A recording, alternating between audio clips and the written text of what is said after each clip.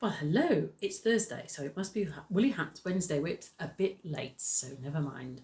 I'm sorry I wasn't with you yesterday, but I was just busy. Anyway, I'm here now and my time is yours. And yes, what a day it is. It's a bit wet and dreary. We had 2 or 3 drops of snow earlier this afternoon, but nothing, certainly couldn't make a snowman out of it. However, what I've been up to? Well, had a cable knitting workshop on Saturday, which was great fun, and a lot of my clients discovered they knew each other from different places, which is very interesting and funny in some ways, but we had a good time.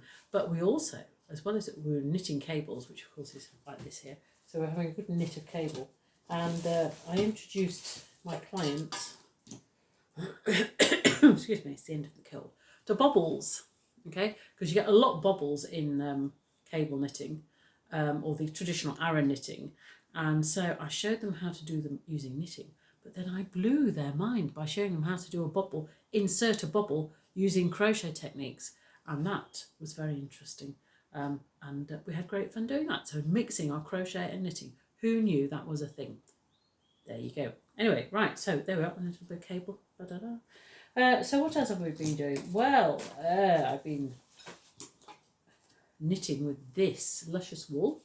This is the Melange, Creative Melange from Rico, and it's chunky. And you know what chunky means? You can use big fat needles, which is great as it knits up really, really well. And this is 53%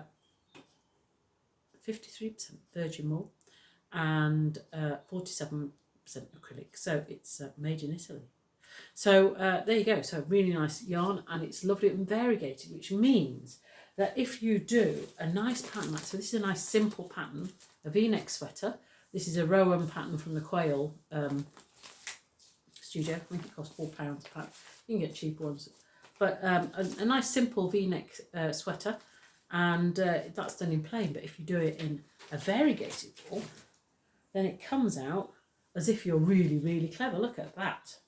I think that's rather stonking. So this is the Rico Melange stuff. So it's sort of variegated, self-striping, whatever. So I'm rather pleased with that. So this is the back. So that took me 2 or 3 nights. Nice, just simple stocking stitch with a bit of a rib on the bottom. And then it's straight up, so there's not even any shaping of the arms. There's a bit of shaping of the shoulders. And then the front has the V-neck, and then the sleeves are straight, and you sew them all together. So that's good fun. But I think the effect is rather yummy, is it not? It's lovely. So there we go.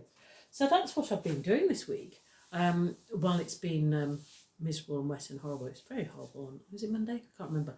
So there we go. So that's what I've been doing. What else have I been doing? I have been preparing for Granny Square course, which starts on 29th of February. So if you want to come along to that, you still have time to book. The afternoon's getting quite busy, so you have to be quick if you want a place. I'm also preparing for a sock school workshop on the 9th of March. And I've got 8 people already, so if you want to come on to that, yes, you do need to book soon.